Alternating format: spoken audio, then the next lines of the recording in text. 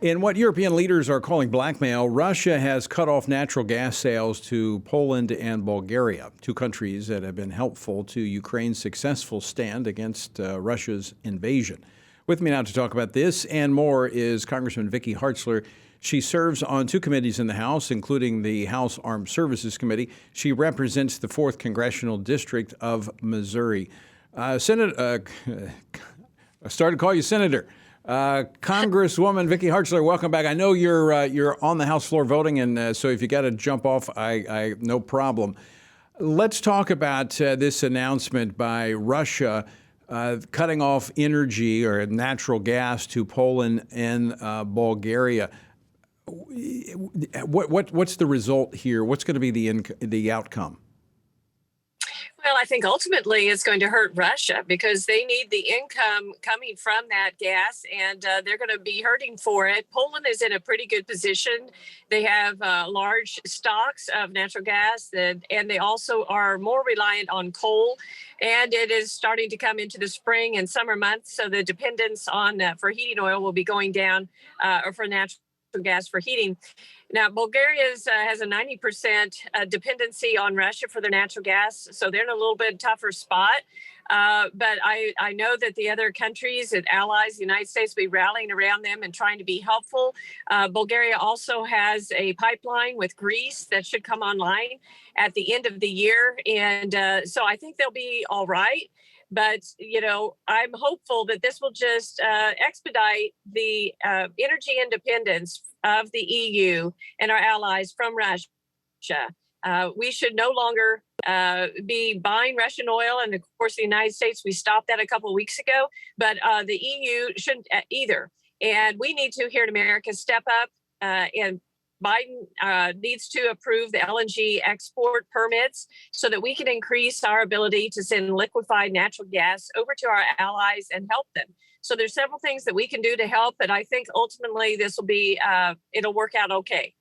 The press asked White House Press Secretary Jen Psaki about this, and of course the response. Well, I'll just play her response. Here's her response to that question. Play clip number 6, please. We have been working to increase natural gas supply and options to European countries that have been reliant on Russia for natural gas supply in anticipation of the possibility of this happening or a decrease in what they're providing. So some of that has been asking some countries in Asia who have excess supply to provide that to Europe. Of course, a part of this is U.S. production. We could be doing more, and we could decrease the reliance upon Russia if we were producing more energy. Yes, it's still my understanding that there are 6 permit applications sitting on the desk here at the Biden administration waiting for approval for LNG exports and production. And as far as I know, they have not signed that yet. So I think they're kind of talking out of both sides of their mouth. As you heard Jen said, Psaki, that they're going to other countries, asking them to help. But for some reason, this Biden administration continues its war on American energy, which is not only hurting American citizens, increasing the price of gasoline and causing shortages here in America, but it's also hurting our allies.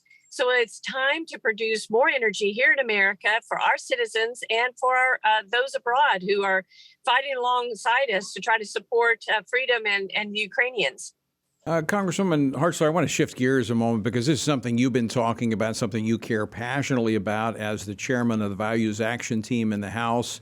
And that is the Supreme Court case that was heard Monday, the oral arguments in the case of Coach Joe Kennedy. I want to play a clip of Rachel Laser. She is the Americans United for Separation of Church and State president and CEO. This shows such a clear contrast between the left and the right. Play clip number 7, please. Today, religious freedom is on the line, and it's the religious freedom of students and families, not the coach. So she's suggesting, and you're a former teacher, you know what that's like, that somehow you have to check your faith at the door of any type of public service. Well, that is so sad.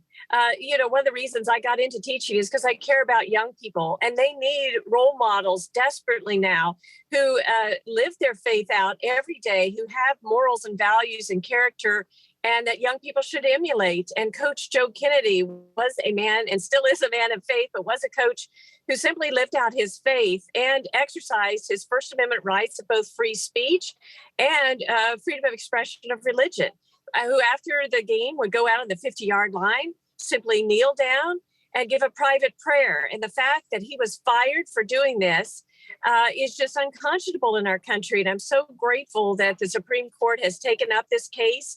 I was encouraged by the arguments yesterday. I led the amicus brief where we had over 54 members of both the House and the Senate sign on to our amicus brief in support of Joe Kennedy. And I'm hopeful that they will rule rightly, saying, as you said, that you don't have to check your religion in at the door. And just because you work for a school doesn't mean the government can control both your faith and your expression of that faith.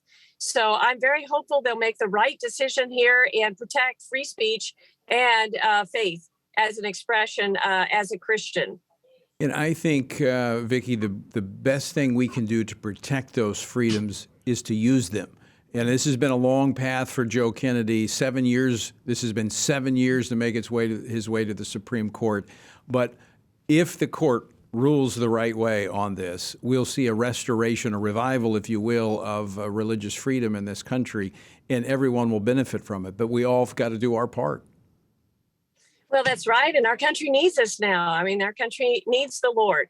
And it's up to us as Christians to be salt and light and to let the hurting world know about the hope that we have in Jesus Christ, whatever your calling, whatever your occupation, and to not be silent, because people need to hear this message and they need the Lord. Well, Congresswoman Vicky Hartzler, always great to talk with you. Thanks for stepping off the House floor into the cloakroom there to join us this afternoon. Thank you, Tony. Take care.